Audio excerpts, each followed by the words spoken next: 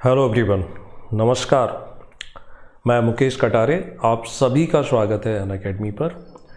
पुराने लेक्चर में हमने देखा था कि हम 2020 का जो सिलेबस है उसको लेकर के डिस्कशन कर रहे थे और पेपर 2 तक ये कंप्लीट डिस्कशन हो गया है, right. Paper 3, paper 4, paper 5, paper 6, ये जो पूरा का पूरा बचा हुआ पोर्शन है आज के लेक्चर में आपको पूरा बता दिया जाएगा। इसको मैं और ज़्यादा लंबा नहीं खींचूंगा, ठीक। तो पेपर 3 जो आएगा 2020 में, ये इसमें टोटल 10 यूनिट रखी गई है। यानी अब ये जो डिवीज़न किया ना पार्ट ए और पार्ट बी जैसा, वो डिवीज़न यहाँ पर बंद हो जाता है। कमेंट में आप लोगों ने पूछा था कि रिजल्ट कब आएगा। 2019 के लिए रिजल्ट आने की संभावना प्रीलिम्स की जुलाई में बनती है और एग्ज़ाम उसके 60 दिन में हो जाएगा। 2020 का नोटिफिकेशन कब आएगा, तो वो भी जुलाई के आसपास नोटिफिकेशन आएगा। इसका प्रीलिम्स जो है वो नवंबर या दिसंबर में होने की पॉसिबिलिटी बनती है। अनअकैडमी पर ये सारा कवर हो जाता है, जैसा आपकी क्वेरी थी, पूरा सारा सब कुछ कवर हो जाता है। कुछ लोग पीडीएफ की डिमांड करते हैं, तो अनअकैडमी प्लस पर आपको पूरा पीडीएफ अवेलेबल होता है। 10 यूनिट हैं इस पेपर 3 में और पूरा पेपर 300 नंबर का डिवाइड है। 3 घंटे में आपको ये करना है। सिर्फ अंतर ये है कि 19 तक इसके भी 2 पार्ट होते थे, पार्ट ए और पार्ट बी, बट इसमें अब पार्ट ए और पार्ट बी नहीं है, टोटल 10 यूनिट। पहली यूनिट फिजिक्स से रिलेटेड क्वेश्चन आएंगे और इसमें 30 नंबर के क्वेश्चन आएंगे। अच्छी बात कि सारे टॉपिक इसमें विस्तार से दिए गए हैं, जैसे कार्य, इसे work, force, energy, gravitational force, friction, atmospheric pressure. तो इसमें फिर यूनिट्स आ जाएगा दैनिक जीवन के उदाहरण, गति, वेग, त्वरण, एक्सेलरेशन, स्पीड एंड वेलोसिटी। कोई भी किताब आप ले लोगे जो जीएस में साइंस बताता है, चाहे आप इसमें ल्यूसेंट भी ले लोगे, उससे भी ये सारे कवर हो जाते हैं। यूनिक गाइड जो आती है उसमें भी जो साइंस वाला पोर्शन है, उसमें फिजिक्स, केमिस्ट्री, बायो जो दिया है, उसमें भी ये सारे के सारे कवर हो जाते हैं। यहाँ बड़े क्वेश्चन आने की संभावना बहुत कम है। 5 नंबर और 3 नंबर के आसपास ही ये घूमते रहेंगे। इसी प्रकार से ध्वनि, साउंड को लेकर, साउंड तरंग के बारे में, इसका श्रव्य, अश्रव्य, यानी जो हम सुन पाते हैं ना 20 से लेकर 20,000 के जो डेसिबल में आता है, उसके ऊपर नीचे वाली इंफ्रासोनिक, अल्ट्रासोनिक, उन सब की बात करते हैं। तो वो सारी चीज़ें हमें इसमें करनी होंगी, राइट। तो ये आसानी से हो जाता है।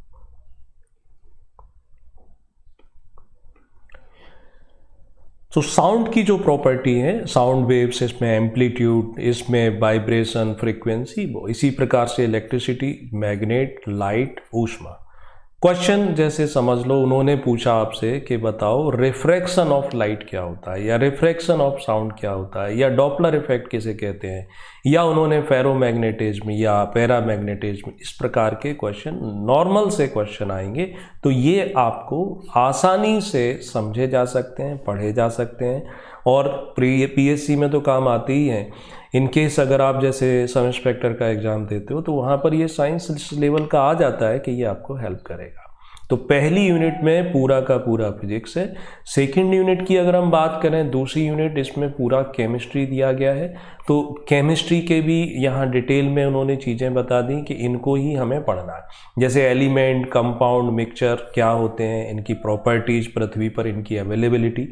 फिर मैटर क्या होता है, मेटल्स क्या होते हैं, मेटेलॉइड्स क्या होते हैं, पीरियोडिक टेबल का थोड़ा सा अध्ययन, मेंडलीफ और मॉडर्न जो पीरियोडिक टेबल है कि अगर हम लेफ्ट टू राइट जाएंगे तो क्या चेंज आता है, ऊपर से नीचे की ओर जाते हैं किसी ग्रुप में तो क्या अंतर पड़ता है, यहाँ पर लेफ्ट साइड में मेटल है कि राइट साइड में मेटल है, नोवेल गैस क्या होती है उसको, फिर एटम स्ट्रक्चर, इसमें वैलेंसी, इसके साथ या nuclear fusion and fission reaction, परमाणु विखंडन और संलयन की क्रियाएं जो रहती हैं, बंध, सहसंयोजक बंध, आयनिक बॉन्ड, इनसे जुड़े हुए चीज़ें आ जाती हैं। फिर एसिड, बेस, लवण, पीएच वैल्यू, भौतिक और रासायनिक परिवर्तन। और दैनिक जीवन में रसायन से मतलब होता है कि वो कंपाउंड जिनका हम यूज करते हैं, जैसे वॉशिंग पाउडर क्या होता है, बेकिंग पाउडर क्या होता है, इथाइल अल्कोहल के बारे में पूछ देंगे, एस्टर के बारे में पूछ देंगे, फलों को पकाने वाली जो गैस होती है डीडीटी के बारे में पूछ देंगे। तो ये आसानी से कवर हो जाता है। तीसरी यूनिट जो है, यानी पहली फिजिक्स और केमिस्ट्री में, यहाँ 3 नंबर और 5 नंबर के आसपास ही क्वेश्चन बनेंगे। 11 नंबर का क्वेश्चन अगर बनता है तो देखो केमिस्ट्री वाले पोर्शन में ये बनेगा कि रासायनिक क्रियाएं जो इन्होंने पूछी है ना, रासायनिक परिवर्तन, तो इसी में ये पूछ सकते हैं कि टाइप्स ऑफ केमिकल रिएक्शंस जो कि 19 के सिलेबस में रखे हैं। तो 5-7 प्रकार के टाइप लिख सकते हो। एक फुल क्वेश्चन बन सकता है यहाँ पर कि धातु और अधातु और उपधातु जो रहती हैं उनके ऊपर लिख दो। एक फुल क्वेश्चन यहाँ एसिड बेस पर बन सकता है, लेकिन बहुत कम संभावना है। फिजिक्स में भी ऐसा कोई क्वेश्चन नहीं बनता है जो 11 नंबर के तरीके से पूछा जाए। तो 3 और 5 में ही यहाँ पर आएगा। 30-30 नंबर के क्वेश्चन आएंगे तो उसको हम ले सकते हैं। और इन केस अगर आया भी, जैसे उन्होंने बोला है ना कि हम यूनिट डिवीजन किया है, तो ये जो टॉपिक मैंने आपको इंडिकेट किए उन्हीं से आएंगे, राइट। अब इस वाले में अगर हम देखें तो इसमें लाइट वाले में काफ़ी स्कोप बनता है, ऊष्मा वाले में काफ़ी स्कोप बनता है, क्योंकि और प्लस ये जो गति वाला भाग है, फोर्स वाला, इसमें न्यूटन के नियम आ जाते हैं, तो वो सब चीज़ें आ जाती हैं। यूनिट नंबर 3 की अगर हम बात करें तो यूनिट नंबर 3 में यहाँ पर जो चीज़ें रखी गई हैं वो थोड़ा सा बायो से जुड़ी हुई है, तो इससे भी यही एक फॉर्मेट रहेगा। जैसे सूक्ष्म जीव, जैविक कृषि यानी जैविक खेती को भी इसमें जोड़ दिया है। सेल का स्ट्रक्चर, उसके फंक्शन, एनिमल और प्लांट सेल, इसको लेकर के क्वेश्चन आते रहे। प्रोकैरियोटिक, यूकैरियोटिक सेल क्या होते हैं, प्लांट सेल, एनिमल सेल में डिफरेंस बताओ, सेल का विभाजन होता है समसूत्री, विषमसूत्री, वो सारी बातें। पौधों में, पशुओं और मनुष्यों में पोषण की बात की जा रही है। संतुलित आहार, विटामिन्स, रोग, हार्मोन्स, मनुष्य की संरचना और इनका पूरा सिस्टम। तो ये लूसेंट में भी मिल जाता है, यूनिक गाइड में जो साइंस होता है उसमें मिल जाता है। अलग से आप विशेषांक खरीद लेते हो पीडी या क्रॉनिकल का, उसमें ये मिल जाता है। रेस्पिरेटरी सिस्टम, श्वसन, पशुओं और पौधों में ट्रांसपोर्टेशन सिस्टम, प्रजनन, रिप्रोडक्शन सिस्टम और स्वास्थ्य और स्वच्छता संबंधी ये है। सिलेबस कम, लेकिन जब आप ये सिस्टम पढ़ते हो ना तो थोड़ा सा ज़्यादा डीपली पढ़ना पड़ता है। जैसे फोटोसिंथेसिस पूछा तो फोटोसिंथेसिस सिर्फ यहाँ हमें लिखना पड़ेगा, हमें बताना पड़ेगा कि CO2 कहाँ से प्राप्त होता है, ऑक्सीजन कहाँ से प्राप्त होता है, कार्बोहाइड्रेट बनता है। फिर बॉडी में भी ये जो हम रेस्पिरेशन पढ़ते हैं तो 2-3 प्रकार से, एक एक्सटर्नल रेस्पिरेशन होता है, एक इंटरनल होता है कि हमारे शरीर के अंदर जो ऑक्सीजन जाती है वो किस रूप में बदल जाती है। तो वो सब बातें भी डिटेल में पढ़ने से आप इनके आंसर लगा पाओगे। यूनिट नंबर 4 कंप्यूटर रखा है। कंप्यूटर के प्रकार, विशेषताएं और जनरेशन। तो इसमें देखो काफ़ी हद तक चीज़ें आप इंटरनेट से भी प्राप्त कर सकते हो। इंटरनेट का उपयोग करें इंग्लिश मीडियम वाले स्टूडेंट्स, जो जिनका मीडियम इंग्लिश है। हिंदी मीडियम वालों के लिए एक बड़ी अच्छी सी किताब है, आप उसको खरीद लो, आपको कुछ खरीदने की आवश्यकता नहीं। परीक्षा मंथन जो पब्लिकेशन की बुक आती है, कंप्यूटर की भी अलग से मिल जाती है, साइंस टेक वाली भी मिल जाती है वहाँ पर। इंग्लिश वाले मैग्रो हिल की एक बुक आती ज़रूर है, लेकिन इसमें वो उतनी अच्छी मुझे तो नहीं लगी। तो आप क्या कर सकते हो, आप गूगल महोदय का उपयोग करके शॉर्ट नोट्स बना सकते हो। जैसे कंप्यूटर के प्रकार होते हैं, first generation, second generation, fourth, fifth generation, year wise division किया जाता है। अब पहले क्या होता था, ये कंप्यूटर कैसे काम करते थे, इनका आकार बड़ा होता था, इनमें पिक्चर ट्यूब लगी होती थी। अब पिक्चर ट्यूब की जगह क्या IC चिप का उपयोग करते हैं, तो वो बातें इसमें आ जाती हैं। मेमोरी जो रहती है परमानेंट, वॉलेटाइल, रैम, रोम, उसके बारे में। इनपुट और आउटपुट डिवाइसेस में पूछ सकते हैं, जैसे स्कैनर हुआ तो इनपुट है कि आउटपुट है। स्पीच रिकॉग्निशन सिस्टम होता है, इनपुट है कि आउटपुट है ना।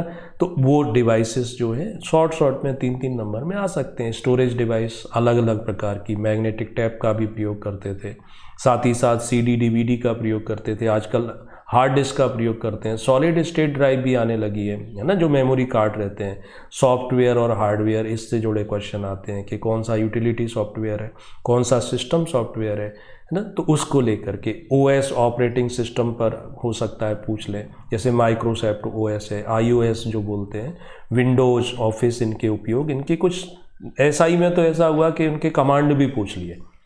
जैसे एक कमांड रहता है ना जिसमें Ctrl+Alt+Delete दबा देते हैं तो पूरा सब कुछ हमारा सिस्टम नॉर्मल हो जाता है। ऐसी कुछ कमांड के Ctrl+V, Ctrl+Z, Ctrl+P, Ctrl+V, ये सब चीज़ें मिल जाती हैं आपको।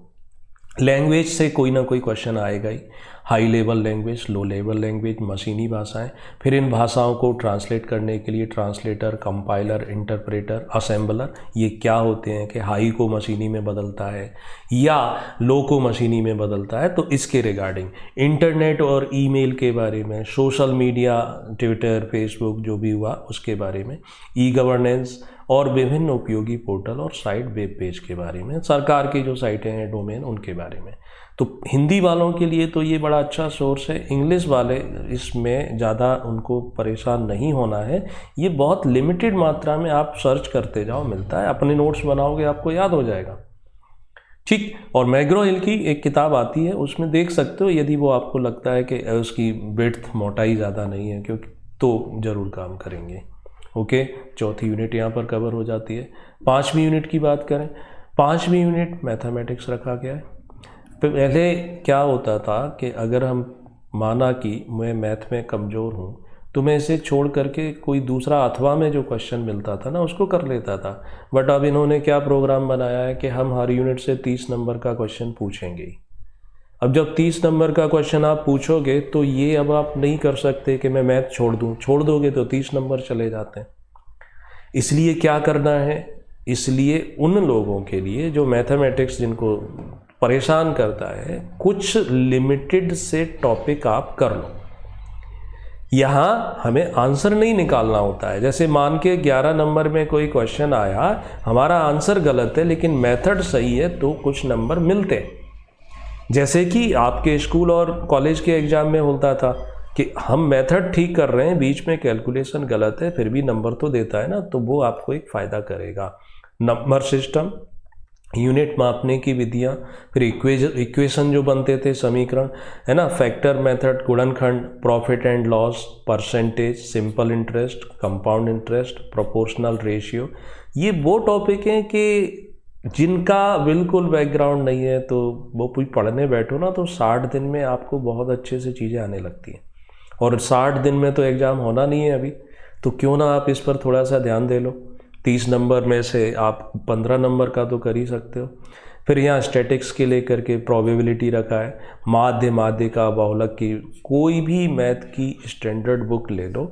इवन कुछ चीज़ें तो 9th-10th की किताबें करा देती हैं, बट कॉम्पिटिटिव एग्जाम की कोई भी एक बुक लेकर के आप इनको कर सकते हो। और इनका कोई शॉर्ट ट्रिक उपयोग में मत लाना। वहाँ क्वेश्चन होगा, क्वेश्चन का हमें आंसर देना है, तो जैसे हम ऑब्जेक्टिव में शॉर्ट ट्रिक का प्रयोग करके आंसर निकाल लेते हैं, वो विधि यहाँ प्रयोग में नहीं लानी है। अब सिस्टमेटिक लिखना है।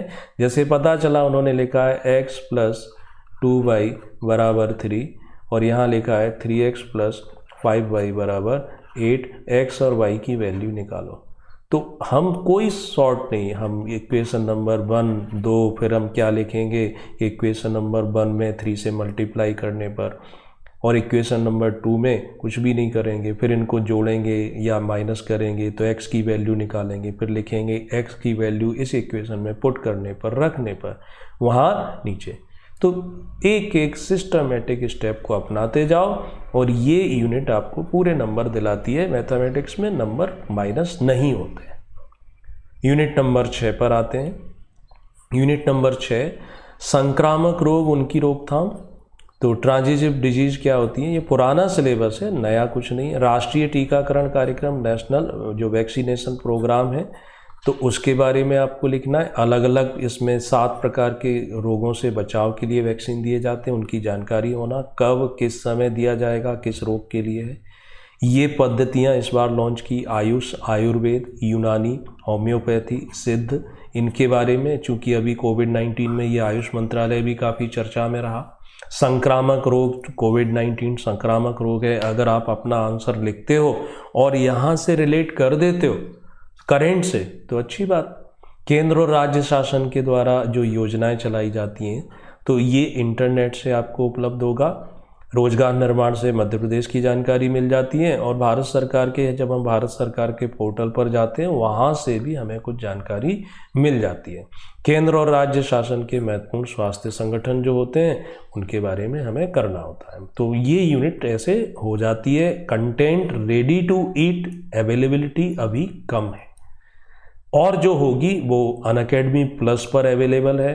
तो ये भी एक बहुत अच्छा रिसोर्स है कि अनअकैडमी प्लस पर आपको प्रॉपर सिलेबस के अकॉर्डिंग यहाँ पर क्लासेस मिलती है।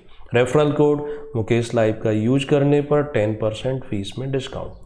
टेस्ट सीरीज जो ज्वाइन करते हैं, जो मतलब प्लस सब्सक्रिप्शन नहीं भी लिया है तो भी आप दे पाते हो, फ्री होती है। मेरी अभी इस मंथ में जो क्लासेस मैं ले रहा हूँ वो पेपर 4 के लिए, मुख्य परीक्षा के लिए एथिक्स, ये शाम को 4 बजे लेक्चर रहता है। 32 लेसन में ये पूरा कंप्लीट कराऊंगा। इसी प्रकार से जियोग्राफी जो 16 लेसन में है ये रात को 9 बजे रहती है, ये प्रीलिम्स ओरिएंटेड है। और इसी वीक के एंड में स्टार्ट करूंगा मैं इंडियन इकोनॉमिक्स की किताब, इंडियन इकोनॉमिक्स का कोर्स जो कि मेंस ओरिएंटेड रहेगा। तो ये लगभग 40 लेक्चर के आसपास रहेंगे, तो ये आपको बहुत ज़्यादा फ्रूटफुल होते हैं।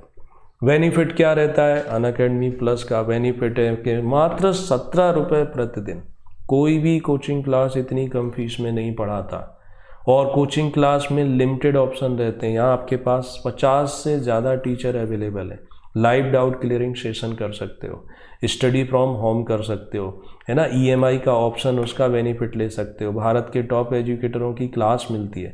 अभी चैम्पियनशिप चल रही है MPPSC की, उस चैम्पियनशिप का तीसरा टेस्ट होने जा रहा है 14 जून को, तो उसका एनरोलमेंट करा सकते हो। बॉटम में डिस्क्रिप्शन में इसका लिंक दिया हुआ है। अगला 28 जून को होगा, फिर 12 जुलाई को होगा, तो ये आप पार्टिसिपेट कर सकते हो। टोटली फ्री, इसमें जीरो है, कोई फीस नहीं है, फ्री है। और प्लस में सब्सक्रिप्शन आपको 1 मंथ, 3 मंथ, 6, 12, 24 महीने में अवेलेबल होते हैं। मैं एडवाइज करता हूँ कि आप 1 साल का कोर्स ज़रूर करो, क्योंकि 1 साल की एक तो फीस काफ़ी कम है, 7,000 रुपये है, बट 7,000 भी पे नहीं करना है। रेफरल कोड मुकेश लाइव लिख देते हो तो 10% डिस्काउंट हो जाता है, 6,300 रह जाती है। 1 साल में बेनिफिट ये कि आपका कोई भी टॉपिक छूटेगा नहीं, मिनिमम 2 टाइम्स आप उसे कंप्लीट कर पाते हो। अगला फिर हम चलते हैं अपने इसमें यूनिट नंबर 7 पर आते हैं। 7वीं यूनिट, इसमें बड़ा बदलाव है पुराने सिलेबस की तुलना में कि पहले हेल्थ एजुकेशन रिलेटेड वो जो इंस्टीट्यूट्स दिए थे NCERT पर पूछा जाता था। अब जितने भी इंस्टीट्यूट हैं वो सब टेक्नोलॉजी रिलेटेड है। तकनीकी संस्थान के बारे में टिप्पणियाँ की जाएंगी, उन पर क्वेश्चन आएंगे 5 नंबर में, 11 नंबर में। मानव जीवन पर विकास के प्रभाव, स्वदेशी प्रौद्योगिकी की सीमाएं, इंडिजीनियस टेक्नोलॉजी उसकी लिमिटेशंस को लेकर, और ह्यूमन लाइफ पर क्या प्रभाव है। ये तो निबंधात्मक है, सामान्य सा है। हाँ, इसकी लिमिटेशंस आपको फैक्ट वाइज बतानी पड़ती है। भारत में रिमोट सेंसिंग का इतिहास, कब से इसकी शुरुआत हुई, और रिमोट सेंसिंग में सुदूर संवेदन प्रणाली में हमारा स्टेटस क्या है। विज्ञान एवं प्रौद्योगिकी के नाम से परीक्षा मंथन की किताब में आपको ये तो मिल जाते हैं। नीचे के जो इंस्टीट्यूट्स दिए हैं इसमें से कुछ मिलेंगे, कुछ आपको नहीं मिलेंगे। जैसे इसरो मिल जाएगा, RR कैट थोड़ा सा मिल जाता है, सतीश धवन ये स्पेस सैटेलाइट जो सेंटर है ये मिल जाता है, वार्क थोड़ा सा मिल जाता है। तो थोड़ा सा मिलने से कैसे काम चलेगा? तो थोड़ा सा मिल जाता है, थोड़ा है, थोड़े की ज़रूरत है। मतलब फ़िलहाल में आप इंटरनेट से इनके बारे में नोट्स बना सकते हो। आप ये साइट पर जाओ, वहाँ पर अबाउट अस नाम से एक विंडो ओपन होती है। तो उस अबाउट अस विंडो में जब आप जाते हो तो उसमें पता चल जाता है, उसी में ऑब्जेक्टिव लिखे रहते हैं कि हम क्या काम करते हैं। समस्या हिंदी मीडियम वालों के साथ आती है, क्योंकि ज़्यादातर इनकी साइटें जो हैं इंग्लिश में डेवलप हैं, राइट। तो हिंदी के लिए थोड़ा सा उनको ट्रांसलेशन करना पड़ेगा। प्रैक्टिस आप करो, क्योंकि ट्रांसलेशन करना आएगा तो हिंदी वाले पेपर में आप वो 20 और 15 नंबर का ट्रांसलेशन वाला पार्ट पूरा कर पाते हो, ठीक है।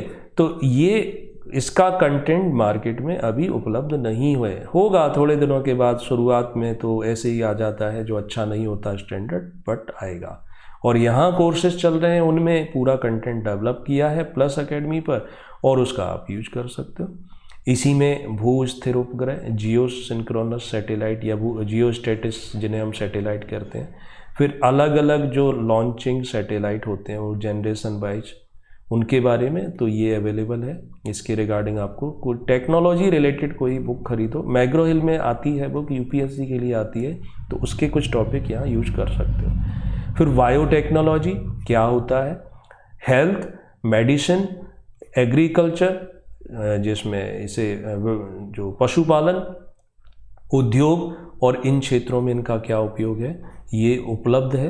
Clones, robots, artificial intelligence, trips and TRIMS, ये व्यापार बौद्धिक संपदा संबंधी जो समझौते हुए कानून बनाए गए उसके बारे में। विज्ञान और प्रौद्योगिकी में भारतीयों का योगदान, तो यहाँ से जो शुरू किया इधर तक ये पूरा 2019 के सिलेबस में है।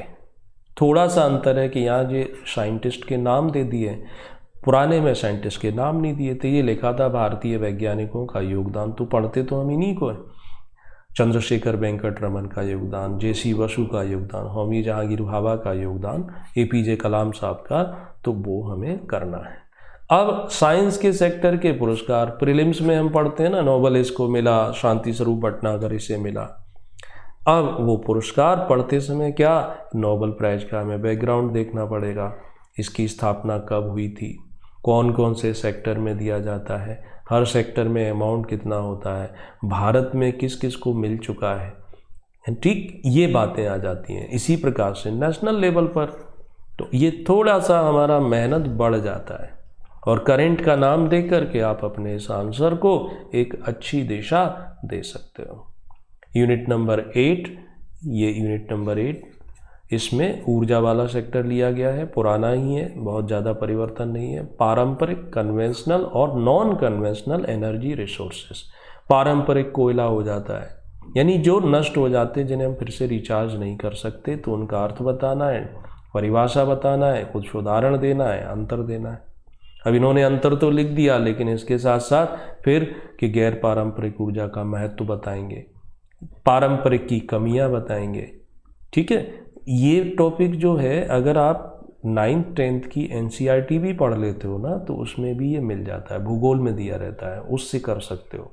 किसी भी बुक में आप देखोगे ये दिया रहता है, महेश वर्णवाल में भी ये पारंपरिक और ये मिल जाते हैं।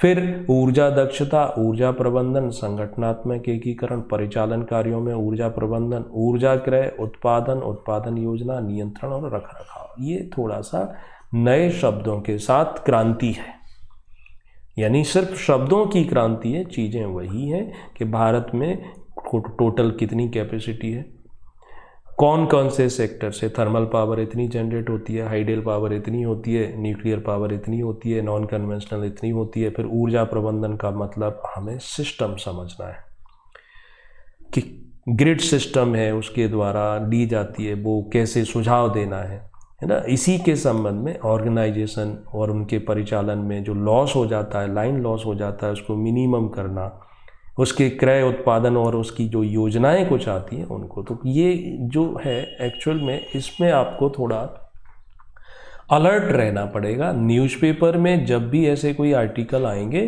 तो वो आपको उन पे कलेक्शन करना है। प्लस योजना जो पत्रिका आती है उसमें कभी कभी इसके रिगार्डिंग लेख आते हैं, अच्छे से लेख आते हैं। तो वो जो योजना के लेख आए, जब योजना आप महीने में एक बार आती है, 20 रुपए की आती है शायद आजकल, उसके इंडेक्स पढ़ लो, अगर कोई लेख इनमें से है तो खरीद लो, नहीं तो रहने दो। और खरीद कर लाने के बाद उसको एक बार पूरा पढ़िए, एक पेन से उस पर अंडरलाइन कीजिए कि ये पॉइंट है, और फिर उन्हें नोट डाउन कीजिए। क्योंकि ये जो सिस्टम है, ये जो इन्होंने दिया है, इसको लेकर डायरेक्ट आपको अकॉर्डिंग टू मार्क मटेरियल नहीं मिलेगा। ये मिल जाएगा ऊर्जा रणनीतियों से संबंधित मुद्दे और चुनौतियां, वैकल्पिक स्रोत, वर्तमान परिदृश्य, भविष्य की संभावनाएं, सौर ऊर्जा, पवन ऊर्जा, जियोथर्मल एनर्जी, बायोगैस, ये इस पर बहुत ज़्यादा मटेरियल आपके पास उपलब्ध होता है, मगर इस वाले में कम है। तो जो कम है मतलब वो आपका ज़्यादा अटेंशन इस बार लेगा। यूनिट नंबर 9, पर्यावरण, एनवायरनमेंट रिलेटेड। तो एनवायरनमेंट रिलेटेड चीज़ें, वैसे तो एक शंकर IAS की किताब सबसे अच्छी है, बस हमें सिर्फ एक यूनिट ही तो करनी है, 30 नंबर का कंटेंट है, तो हम क्यों उतना इस पर एनर्जी खर्च करें। हम ये टॉपिक NCERT की स्कूल लेवल की किताबें 9th 10th को ले करके कवर कर सकते हैं। भौतिक, आर्थिक, सांस्कृतिक, शैक्षिक, मनोवैज्ञानिक आदि, इसमें पर्यावरण की अवधारणा, आधुनिक विश्व में पर्यावरण की अवधारणा। ठीक वहाँ से ये टॉपिक मिल जाते हैं। मनुष्य की गतिविधियों का पर्यावरण पर प्रभाव, पर्यावरण से संबंधित नैतिकता मूल्य, जैव विविधता, पॉल्यूशन, परिवर्तन, चुनौतियाँ, क्षरण, कारण। इसमें जो संधि समझौते हुए, भारत का क्या लेवल है, अभी खूब सारे डाटा पब्लिश हुए ना पर्यावरण को लेकर लॉकडाउन के पीरियड में, कि पहले इतना एमिशन होता था CO2 का, अब कम हो गया है। फिर ये वाला जो सिस्टम है, ये हाल फिलहाल में मैंने देखा था कि जो टीचर का एग्ज़ाम हो रहा है उसमें भी जोड़ रखा है, जो संविदा भर्ती के लिए लिए जाते हैं उसमें भी। तो ये स्कूलिंग वाला है, 9th 10th 11th 9th 10th और 8th की भी क्लास आप देखोगे, उसमें ये बड़े आसानी से टॉपिक दिए रहते हैं। तो एक बार कोशिश करो, वहाँ से आपको रेडी टू ईट वाला मटेरियल मिल जाता है, बड़ी आसानी से मिल जाता है। और लास्ट यूनिट इस पेपर की यूनिट नंबर 10। इस यूनिट नंबर 10 में क्या है, तो इस यूनिट नंबर 10 में भूगोल दे रखा है, जियोग्राफी, यानी जो पेपर 1 के बी में होना था वो इन्होंने इस बार पेपर 3 की 10वीं यूनिट में दे रखा है। भूगर्भशास्त्र की परिभाषा, महत्व, पृथ्वी में crust, mantle, core, lithosphere, hydrosphere, origin of earth, age, जियो वैज्ञानिक समय सारणी, मतलब कल्प यानी जो आर्कियन युग था, जो जुरासिक युग था, उसके बारे में। चट्टानें क्या होती हैं, परिभाषा, इग्नियस, सेडिमेंट्री, मेटामॉर्फिक, मिनरल्स, जीवाश्म, erosion, deposition, soil formation, underground water, कोयला, प्राकृतिक तेल। तो ये सब कुछ आपको उपलब्ध है महेश वर्णवाल की किताब में, सारा A to Z, पूरा का पूरा आप वहाँ से सदुपयोग कर सकते हो। तो पेपर 3 10 यूनिट में एक यूनिट जो प्रॉब्लम करेगी वो मैथमेटिक्स वाली थी, उनके लिए जिनका बैकग्राउंड नहीं होता है। एक यूनिट जिसका रेडी कंटेंट आपको जो नहीं मिलता है वो ये था ऊर्जा क्षमता वाला। इसके लिए आपको अलर्ट रखना है, आई ओपन करके न्यूज़पेपर और पत्रिकाओं में आने वाले आर्टिकल से हेल्प मिलेगी। पर्यावरण के लिए स्कूल की बुकों को आप एक बार देख सकते हो।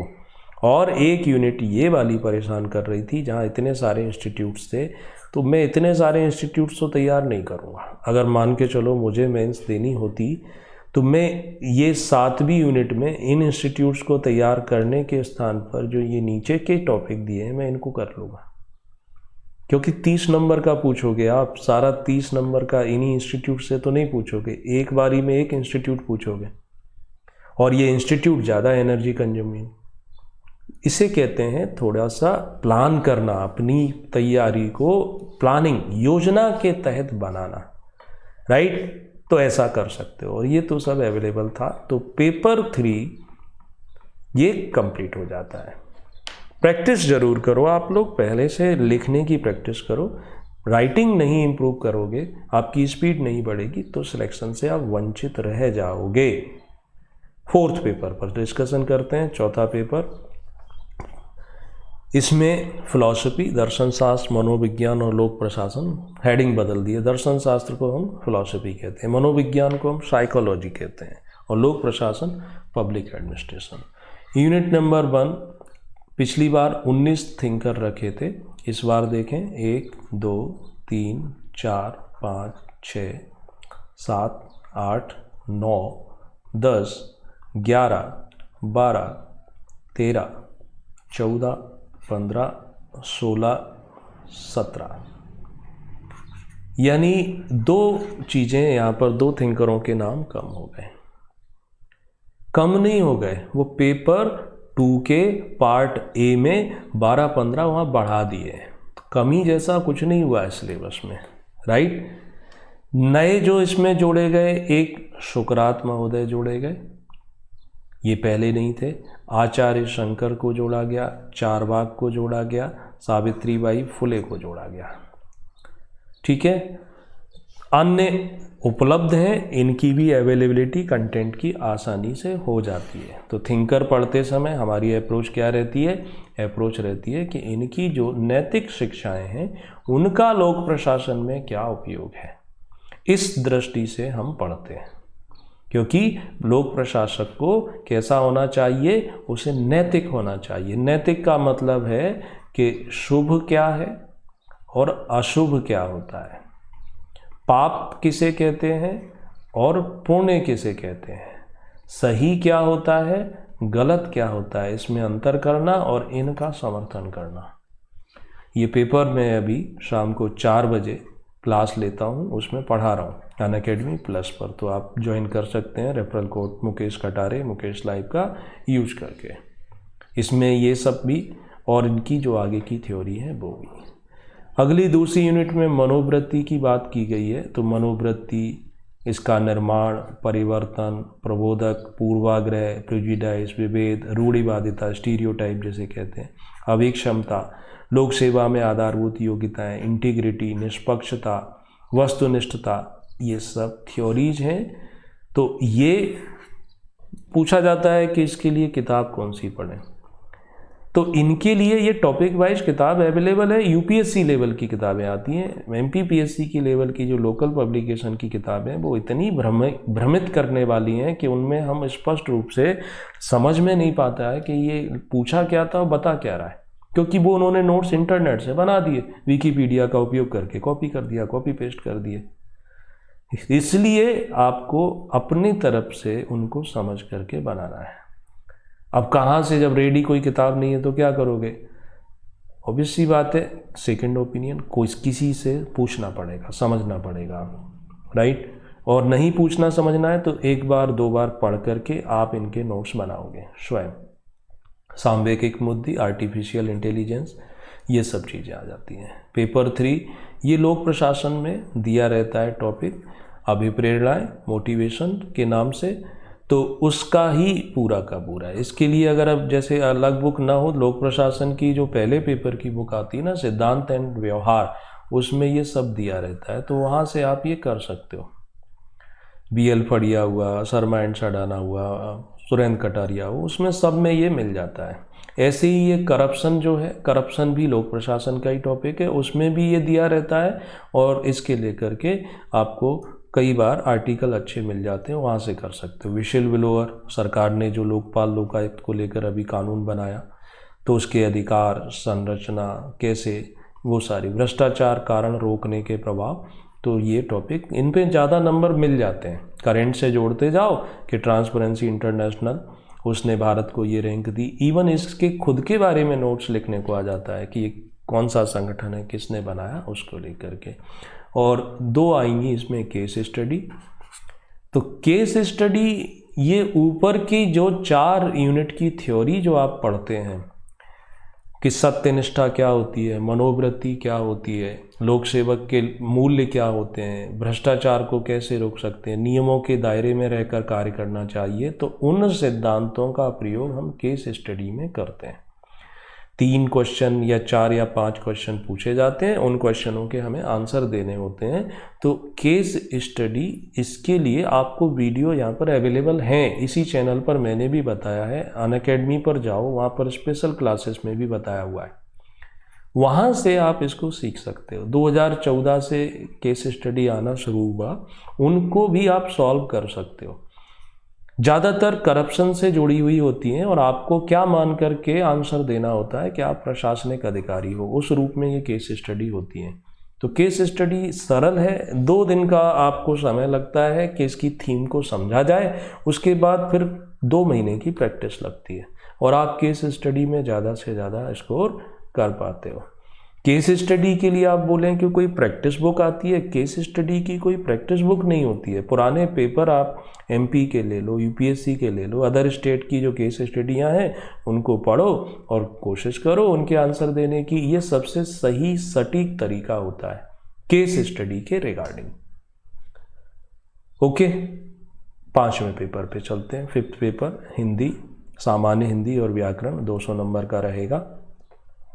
हिंदी में जो चीज़ें आती हैं, यहाँ पर क्या लिखा है कि स्नातक यानी ग्रेजुएट पर्सन से पूछा जाएगा, इस लेवल का ही रहेगा, राइट। और क्या है कि उम्मीदवार भाषा को पढ़ सके, भाषाई दक्षता, लेखन की योग्यता, हिंदी में स्पष्ट और सही विचार व्यक्त करने की क्षमता का मूल्यांकन करेंगे।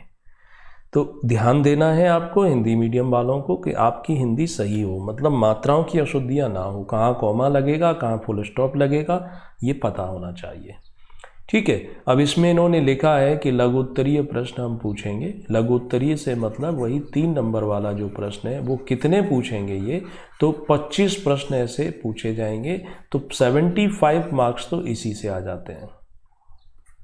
उसके बाद अलंकार वाले से प्रश्न पूछेंगे ये, तो अलंकार से 2 10 नंबर का है।